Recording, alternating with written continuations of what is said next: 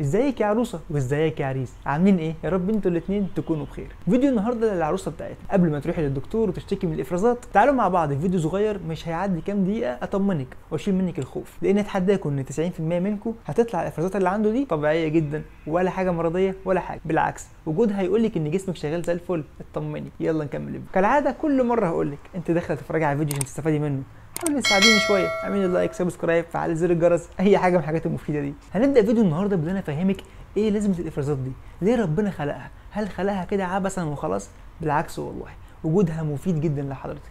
على سبيل المثال ورقم واحد معانا انها بتساعد على ترطيب المهبل، صدقيني دي مهمه جدا جدا لحضرتك، لانك بدون الترطيب ده هيبقى عندك جفاف مهبل، وده للاسف حاله مرضيه وحشه جدا بتعاني منها كتير من الستات، بل وبعضهم الموضوع بيزيد معاهم انه يوصل لقرح في المهبل. بقول الحمد لله. رقم 2 ان الافرازات دي بتساعد على حمايتك من اي عدوى بكتيريا ممكن تخش لك، سواء بقى عن طريق انها من اهم العناصر اللي بتساعد انها تخلي المهبل حمضي، وسبحان الله الوسط الحمضي ده بيساعد انه يقتل معظم البكتيريا اللي ممكن تخش لك.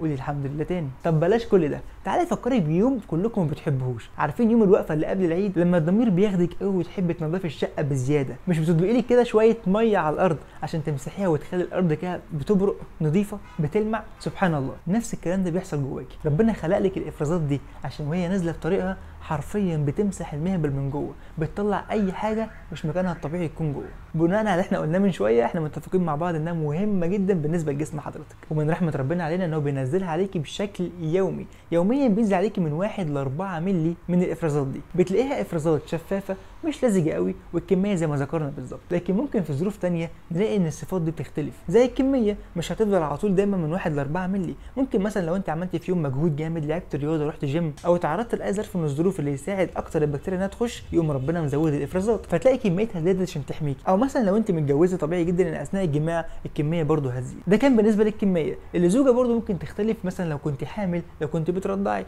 او بتاخدي برشام منع الحمل، او حتى في فتره التبويض اللي بالمناسبه عملنا عنها فيديو كامل، اتفرجي عليه لانه بجد هيفيدك جدا في فهمك للافرازات بتاعتك ومعرفتك لميعاد التبويض بتاعك اللي هيساعدك لو كنت عايزه تحملي او كنت عايزه تتجنبي الحمل.